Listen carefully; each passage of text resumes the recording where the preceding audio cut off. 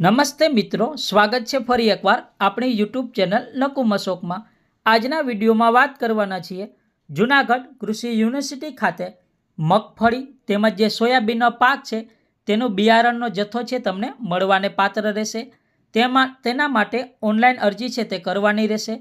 Online અરજી કરવા માટેની તારીખ 18/3/2026થી લઈને 30/3/2026 સુધીમાં ઓનલાઈન અરજી છે તે જૂનાગઢ કૃષિ યુનિવર્સિટીની ઓફિશિયલી વેબસાઇટ ઉપરથી અરજી છે તે કરવાની રહેશે। આગામી ખરીફ ઋતુમાં વાવેતર માટે મગફળી તેમજ સોયાબીનના પાક છે તેનું બિયારણ છે તે મળવાને પાત્ર રહેશે। તેમાં પણ મિત્રો આ જે મગફળી છે એ મગફળીની જાત છે GJ32, GG23, 35 અને મિત્રો 39, અને સોયાબીન છે એ સોયાબીનની અંદર GS4 નું બિયારણ છે તે તમને મળવાને પાત્ર રહેશે। એટલે કે મિત્રો આ અરજી છે તે ઓનલાઈન કરવાની રહેશે। અને અરજીની અંદર જે ખેડૂત મિત્રોએ બંને પાકમાંથી કોઈ પણ એક પાકની અંદર એક જાતના બિયારણ માટે ઓનલાઈન અરજી છે તે કરવાની રહેશે। અને જે ખેડૂત મિત્રોએ જે પાક અને જે જાત માટે ઓનલાઈન અરજી કરેલી હશે તે પાકનું બિયારણ છે તમને મળવાને પાત્ર રહેશે। એટલે કે જેમની અરજી છે તે મંજૂર થશે તેવા ખેડૂત મિત્રોને રજીસ્ટર કરેલ મોબાઈલ નંબર ઉપર SMS દ્વારા જાણકારી છે તે આપવામાં આવશે।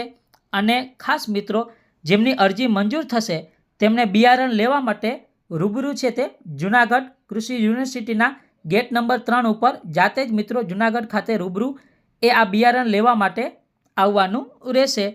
ખાસ મિત્રો એમાં વાત કરીએ તો જે ખેડૂત મિત્રોએ અરજીના અનુસંધાને મગફળી તેમજ સોયાબીન છે એ જાતનું બિયારણ છે તે જથ્થો છે જ્યાં સુધી ઉપલબ્ધ હશે ત્યાં સુધી અરજી દીઠ વધુમાં વધુ 2 હેક્ટરની મર્યાદાની અંદર આ જથ્થો છે તે મળવાને પાત્ર રહેશે।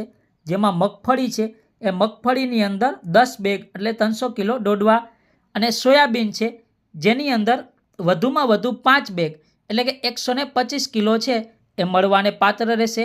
જે ખેડૂત મિત્રોની અરજી મંજૂર થશે એટલે કે જે ખેડૂત મિત્રોને અરજી મંજૂર થશે તેમના મોબાઈલ નંબર ઉપર SMS દ્વારા આ જાણકારી છે તે આપવામાં આવશે।